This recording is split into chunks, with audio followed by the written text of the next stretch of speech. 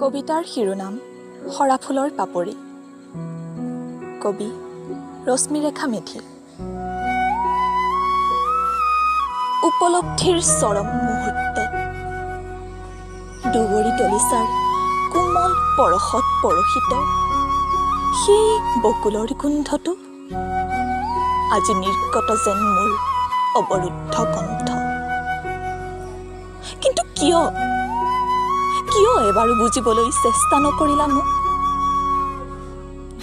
এয়াই নেকি তোমাৰ মোৰ প্ৰতি থকা ভাল পোৱাৰ এক ডাঙৰ উপহাৰ?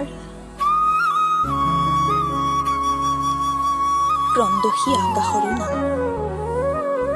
আকাশে যেতিয়া কান্দে মোৰ চোতালত বৰষুণ হয়, তেতিয়া মই বৰষুণক সোধো, প্ৰহেলিকাৰ স্বপ্নজালত প্ৰতিশ্ৰুতিবদ্ধ মুখবোৰ বাৰু কিয় বিবৰ্ণ হয়? কিয় কামনাৰ লেলিহান শিখাত চিৰদগ্ধ প্ৰতিটো খোজতে কংকালবোৰে প্ৰত্যাশা কৰে মাথো তোমাক?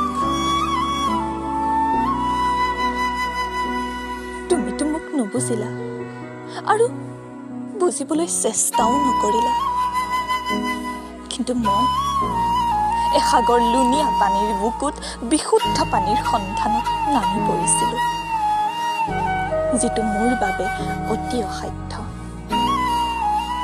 এতিয়া তোমাৰ আঘোণৰ পথাৰত সোণগুটিৰ ভৰ বাঢ়িছে আৰু মোৰ পতান ভাঙি থৈ গলা তুমি মোৰ সবল দেউকা, সাজি থৈ গলা নিসংগতাৰ পুতলা। এতিয়া কোনহতে জীয়াই থাকো কোৱা? মানুহৰ মাজতে মানুহ থাকি কিয় বাৰু হয় অকলশৰীয়া? হে মানুহৰ বিশাল পৃথিৱী, সংবিধান দিয়া।